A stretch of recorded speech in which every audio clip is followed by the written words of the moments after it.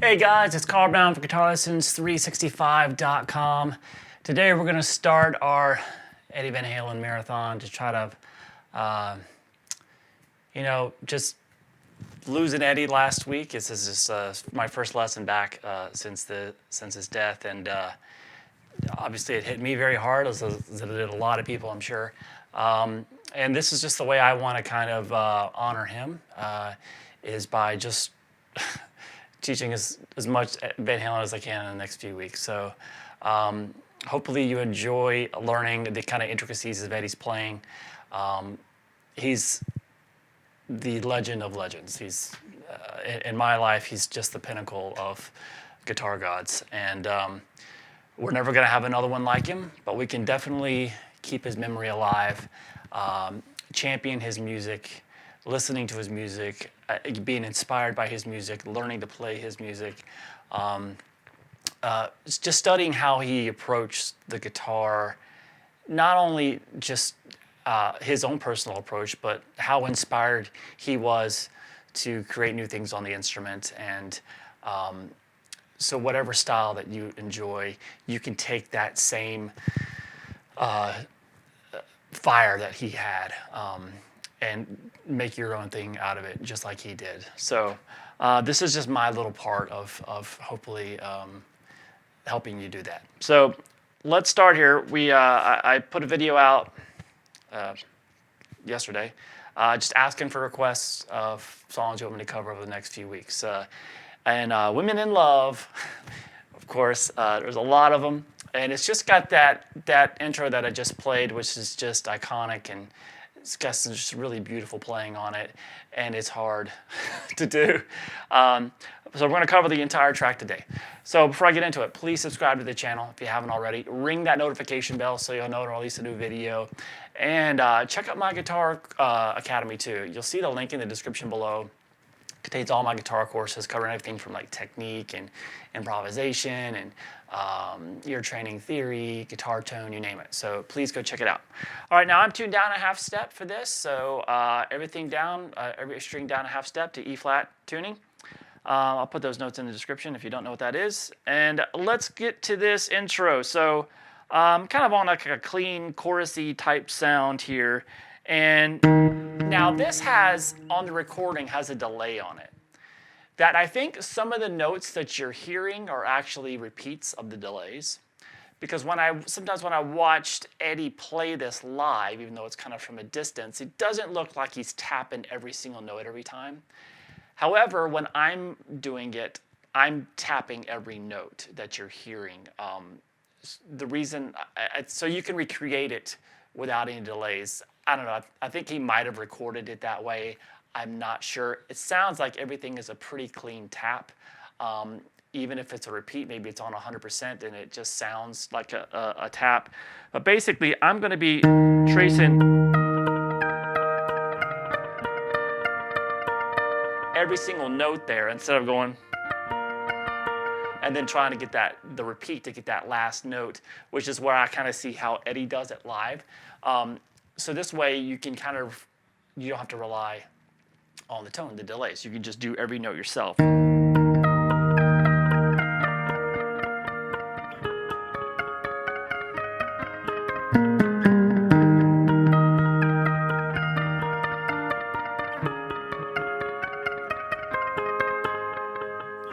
right, I still have delay on there because it sounds cool, but I think you guys know what I'm talking about here. So let's start here. So we're going to start with this. Now, when he hits that low E, sometimes it kind of sounds like he catches the harmonic, but when he does it live, he'll just kind of start the E by just smacking the E string, really. So you can do it whatever way you want. A lot of times I'll start it with a harmonic of it. Now, what I'm doing here, these tap harmonics, if you've never done this, is I'm holding the chord shapes down here, and I'm kind of arpeggiating across them by tapping 12 frets higher.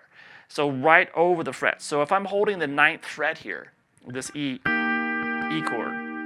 So what I'm doing is at 12 frets up from that 9 is the 21st fret. So on that D string, right all over the fret, you just tap it, smack it, and then that's how he's getting that sound.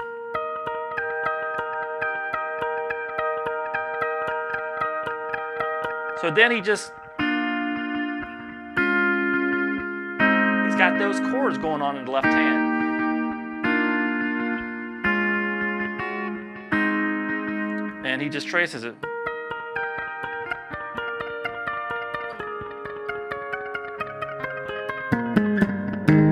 All right, so he was pretty good at this kind of thing.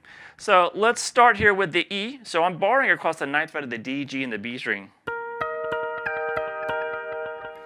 All right, so we got that to start off with. So that tapping that I was doing there was tapping the D.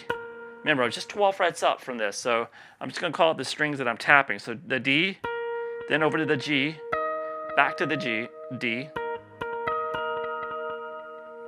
And then we're going to go to the B string, and then back to the G, and then back to the D. So 6 notes there on the E chord.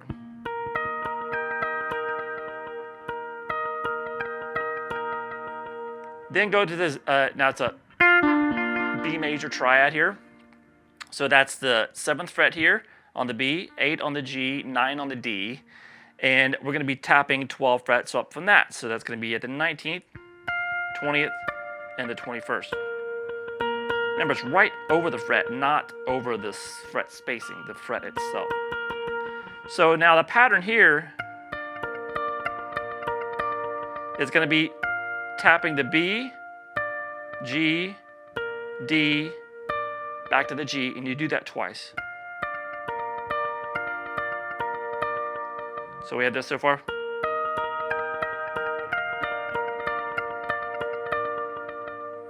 All right, and then we're going to go down to the this D chord. So he does this, and he quickly turns it into a D sus4, and then on the way back down to this A major chord. So we have this. So that's the beginning here. So I'm tapping 12 frets up from this 7th fret bar. So this is at the 19th fret here. You're going to tap that 7. Remember, this probably, I don't know if he actually tapped this note twice in a row, if the delays did it. But what I'm trying to do is just recreate what's on the recording just with pure technique and taps itself and not relying on the delays. So that is the tapping twice on the D, once on the G, and once on the B. So we have this. Now we have this little kind of, you can just look at it just like a little melody on the B string. We're going to place down this 8th fret there on the B string. So tapping 12 frets up from that, the 20th. And then let go of that and tap the 7th, 12 fret up from the 7th fret. And then we go to this A major chord. So that's the 5th fret on the B, 6 on the G, 7 on the D. All right, so from there, we're going to pick, so after this, so when you get to that note, you can actually hit it twice as you hold that, get to the rest of the A chord in your hand. So it goes.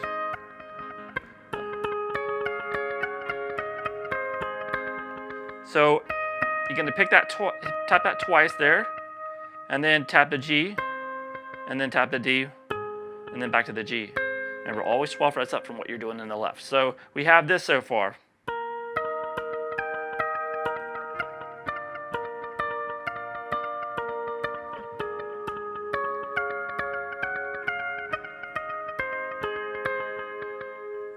From here, we do this. And we're basically playing 7, 5, 4 on the low E and tapping 12 frets up from those.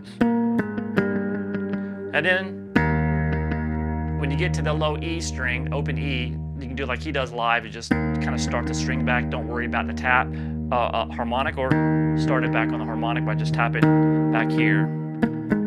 So, sorry. And then we start over again with the exact same pattern.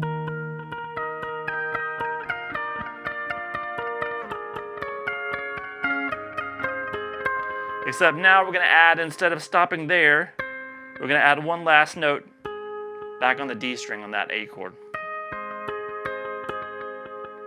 So all together for the tapping section.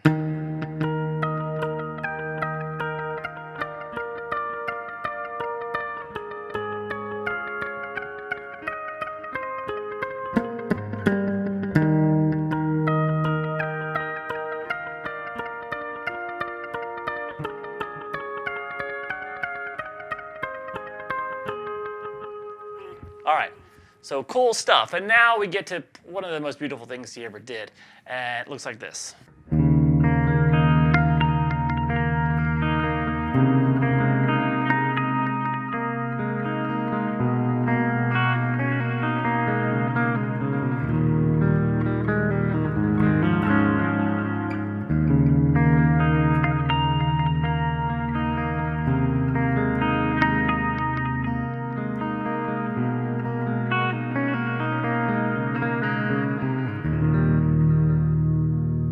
All right, so this starts with the low E string and the 5th fret there on the D together. So what you're gonna do is kind of hold this to start. The 4th fret on the G, and then the 5th fret there on the A string there, the D note. So anyway, open E, and then that 5th fret on the A string first. Let that ring. Then you pick the open B string, and then the 4th fret on the G, and open high E.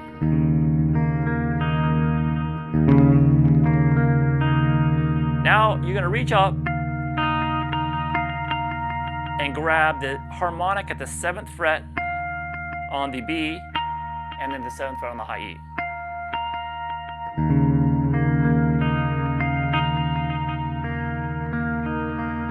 So after you hit the harmonics, then you're going to go open B, 4th fret on the G, and then the open high E, and then the open B, and then the 4th fret on the G again. So we have this.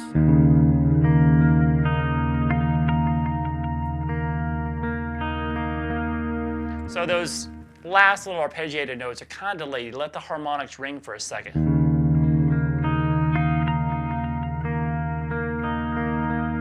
All right, now we're going to do the exact same pattern, just with different chords.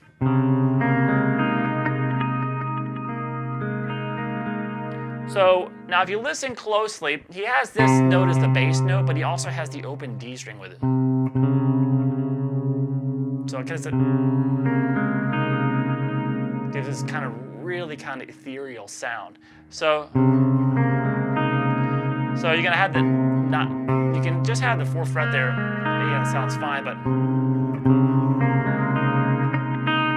that open D with it sounds pretty cool. And then we have the open B to the 2nd fret on the G, and then the open high E. So it's just like we did this. And this. And now we're going to catch the harmonics at the 5th fret. And now while you're trying to hold that, that's pretty difficult to do. So it's so after you did this harmonics in this, the same pattern we did here. Just do it here. So like this.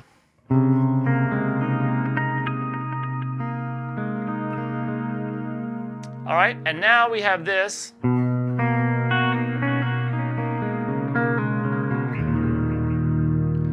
So that is now the 3rd fret there on the A, so move back here, and you can still keep that 2nd fret on the G string.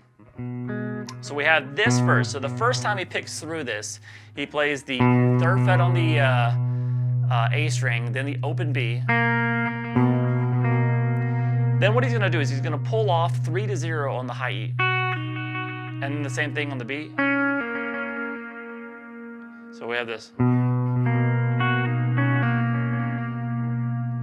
Now go back to the high E. We're just going to pick across 4 strings. So you're already holding that 2nd fret on the G. So you're going to pick the open high E, open B, 2nd fret there on the G, open D. So we have this.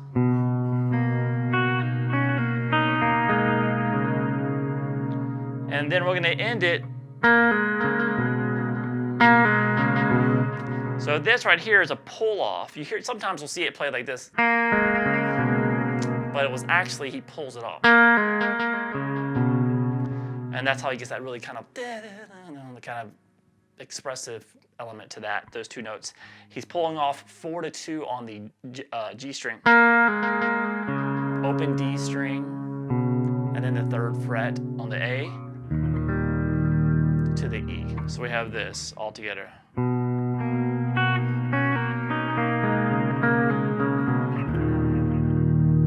Now when you get to this E chord,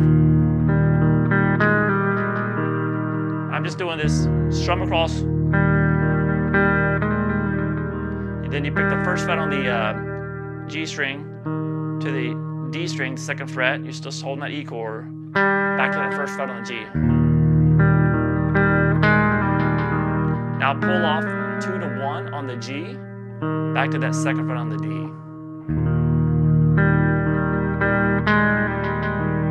And then we have this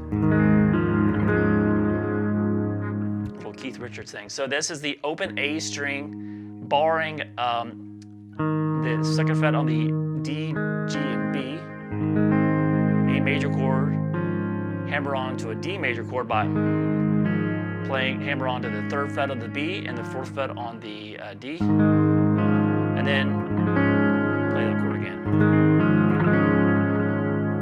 Then we start the same way again. So the same exact harmonics. Now here, the very last time you see this, there's a couple of extra notes. One, instead of just doing this, he does this. He goes, picks that 3rd fret on the A to start it, open B again, but this time he goes down to the G string to pick that note before he does the pull-offs. That 2nd fret there on the G. Now he does the exact same thing.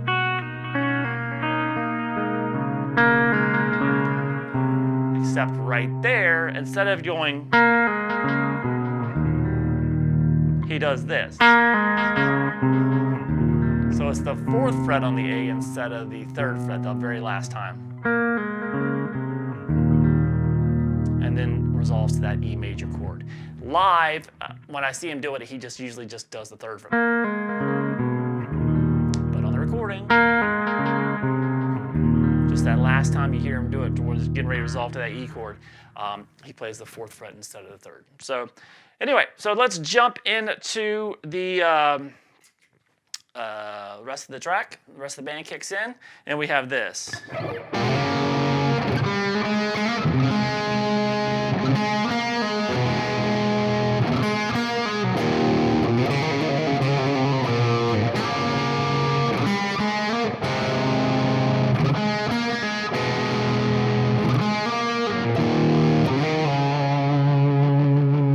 All right, so that's, we got some sixths. It's always hard to say that. Now, you got Michael Anthony on the E, but Ed, when he's doing this, he really wants you to hear those. But he will, especially as the song goes, when he's playing these two, he'll add it. Hear the low E in there as well. So just you still want to really accent that A string though. So just, you can add it if you want, or you can just play the 6th themselves. So we have this 5th fret on the A, 4th fret on the G. Slide into those, and then go 1, 2 on the G, slide up to 4. So the next chord is the 4th fret here on the A, 2nd fret on the G. I like to hybrid pick those, or you can just pick across. And then the melody goes 2, 4, pull back off to the 2 on the G. Then just move that note from the A string down to the 3rd fret on the A. Same thing. That same little melody, so we have this.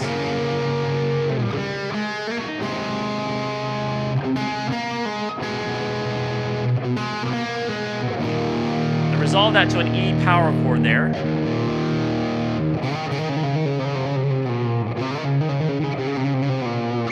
go into some trills. A lot of trills in this song. So he's going to slide up to the 5th fret, hammer on, and do a trill between 5 and 7 on the A string, then 4 and 5, and then slide it back down to the 2nd fret. So we have this all together.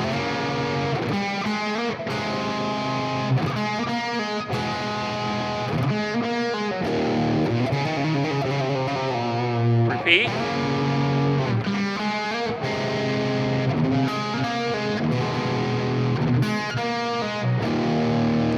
Now, like I said, when you're doing these chords, you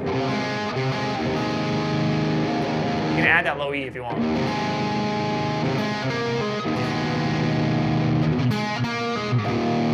And then the last one, instead of doing the trills, he just goes, slides into the 7 on the A string, and then slide back down to 5. All right, so that's really the main riff of the song, and it's also the chorus of the song. So keep that in mind. We'll see it later. Now we get to the verse. I'm going to switch back to a clean sound, even though I think on the recording he's probably just rolling the volume off a little bit. But anyway, it sounds like this.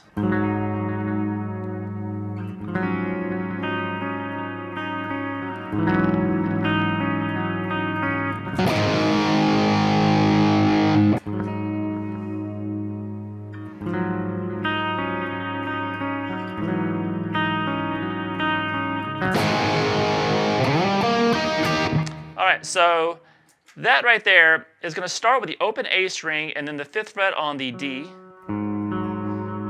open G, 5th fret on the B. So we have that chord. So just start there. There's no picking after this particular chord. Then what we do is we move down to the 4th fret on the D, 3rd fret on the G. I'm sorry, 3rd fret on the B. I'm sorry. So now what we do is we strum still the open A, 4th fret on the D, open G, 3rd fret on the B. So strum the same 4 middle strings, and then you pick across. That's just the high E to the B to the G, repeated. Same thing again, but now the chord is going to be the 3rd fret there on the D, and the 3rd fret there on the B.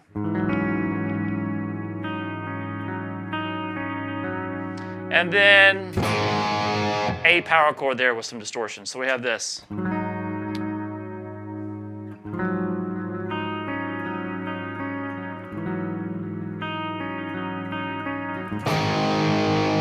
Repeat.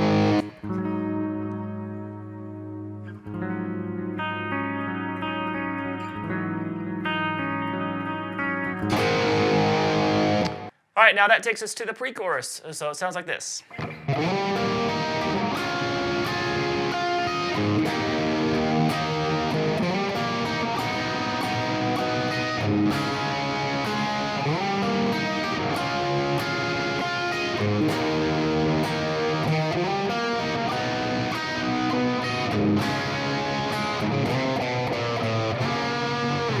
All right, that goes to the chorus. So we're going to slide into the 11th fret on the A string, then play 9 on the D, G, and B. It's a little G major arpeggio. I'm sorry, E major arpeggio. And then we have this. So we're going to play this D major chord here, and he's going to play this, just the 12th fret on the D, 11th on the G, 10 on the B. And then at the end, he's going to add then the 9th in there, which is that 12th fret on the high E string.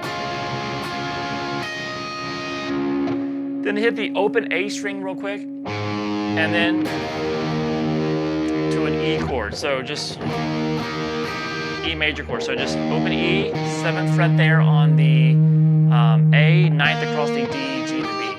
So it is.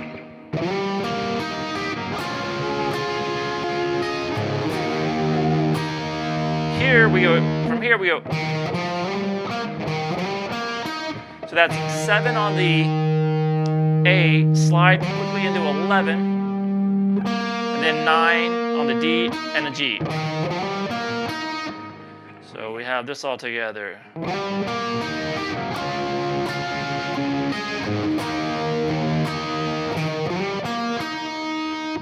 Then we're going to take this to a C major chord. So we're going to play, that's the 10th fret on the D, 9th on the G, 8 on the B. And then once again, you're going to add that 12th fret a little bit. That one not so much. Later on in the song, he does add that 12th fret. So it's just another E up there. And then we have, that's the open A string real quick, and then into a D power chord, or a D major chord. So we have this all together.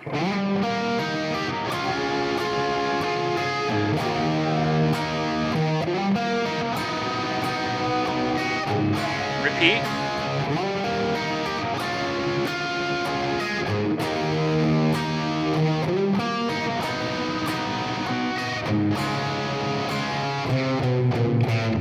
Now, that little thing right there, we're going to see that a few times, especially in the solo. So that's going to be 4, 3, 2, 1 on the A string. All right, so that ends the pre-chorus, and then we go into the chorus, which is the same riff we started, the main riff that with the band entered.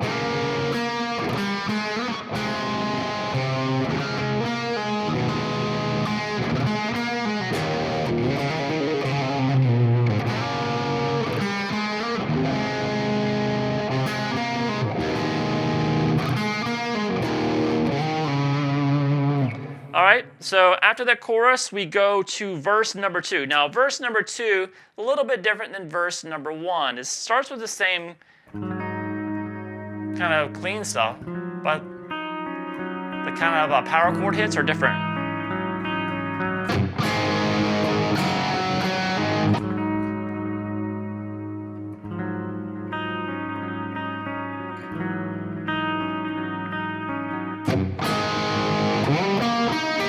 So you can see those hits, they're on the upbeat here.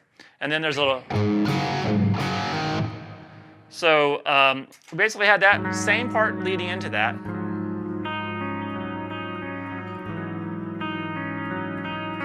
So now the power chord hits are delayed a half a beat, and they happen on the upbeat. It's that A power chord, and then we have this.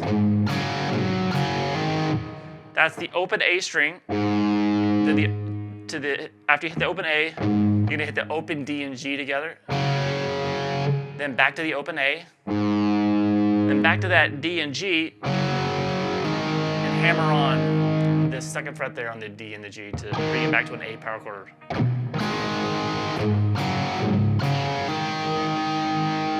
And then, so that's the first little fill there, and then back to the same chord, like arpeggios.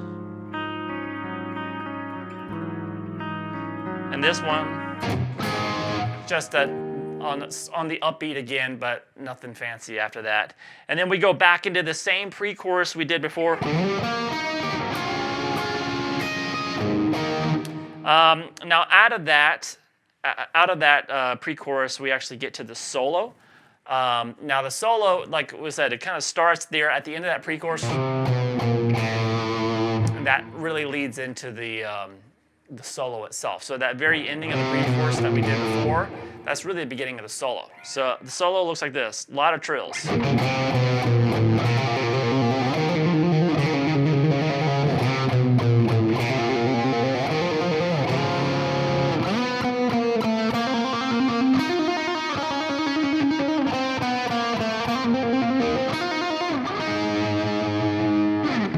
All right, so that, well then, back to the pre-chorus there. So we start with that 4, 3, 2, 1 on the A string.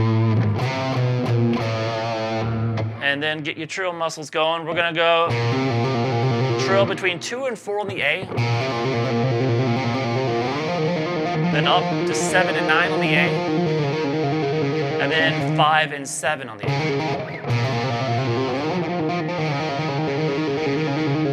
And then back to that little 4, 3, 2, 1. And then we start those trills again. 2 and 4. 7 and 9. And then here, it gives you a little break by sliding into this major third interval. So that's the sliding into the 5th fret of the A and then the 4th fret of the D together. So all together we have this.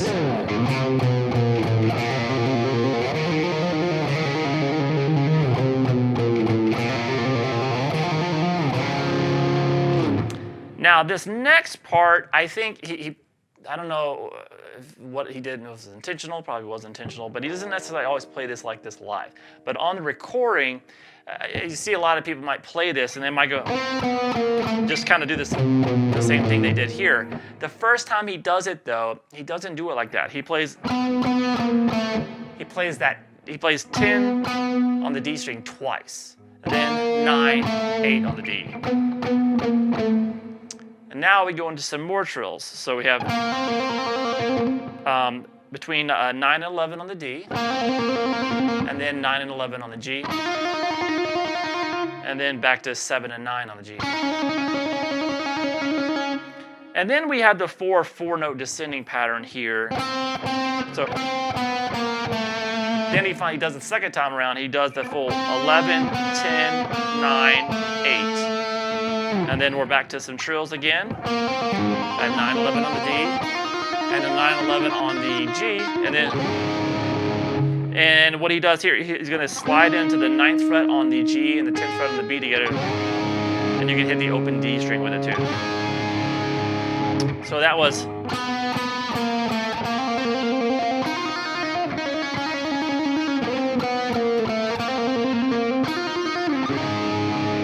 So all together for the solo, sounds like this.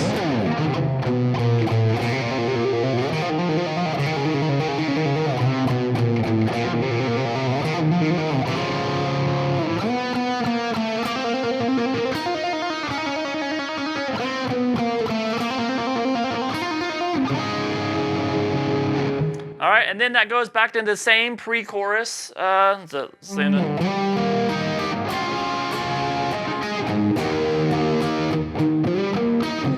of that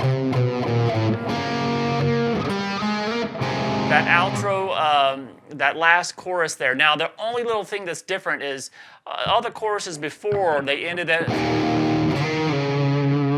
with that 7/5. So he does that, then he adds one little more, couple notes to it. So at that very last,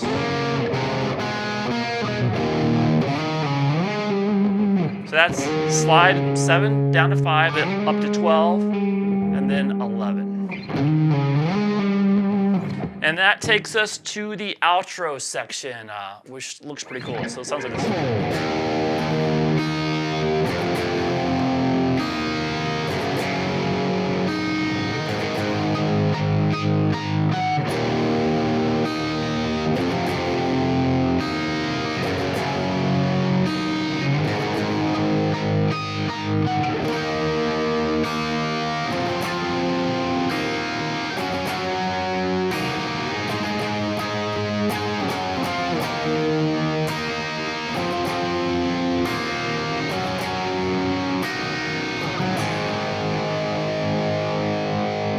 All right, so that starts with this really like a low E power chord,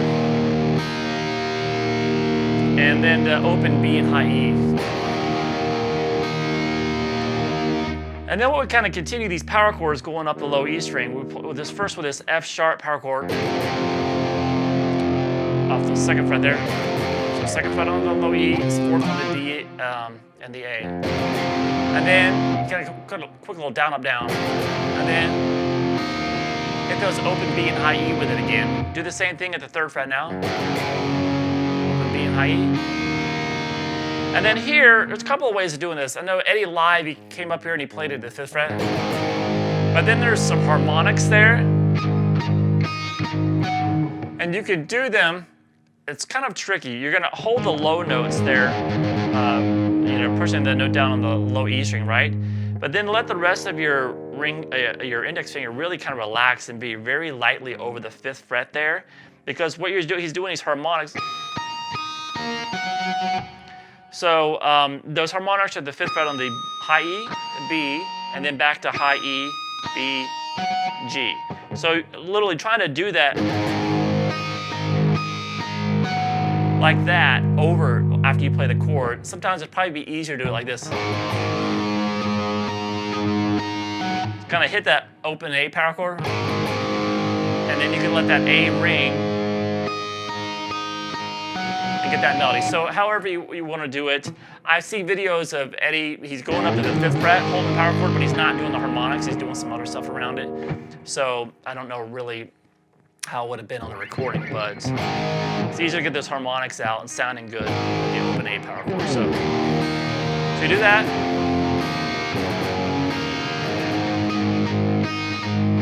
Do that a couple of times, and then we go to this.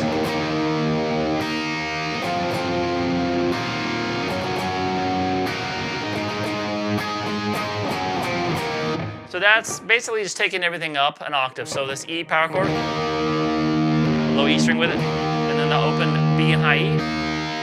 Then moving up to the F sharp here at the 9th fret.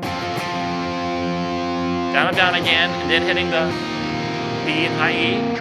Then the G power chord, 10th fret, open B and high E, and then up to the 12th fret. He kind of does this. So he does that down, up, down, then it's the top of the chord, and then the bass note. And then we go, that's 12, 10, 9, 7. Just take that power chord back down. Then you start over.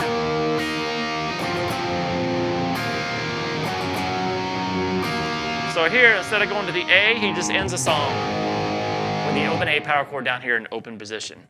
So with that whole outro real quick, the second half of the outro.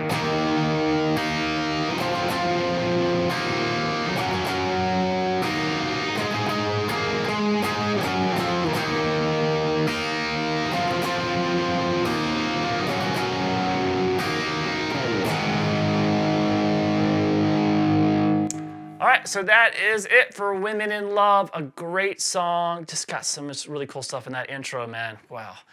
You can't really top it. So this is the first of the Eddie Marathon. Hope you guys enjoyed it. Keep your requests coming in so I know what to do for the next ones. All right, I'll see you guys again soon.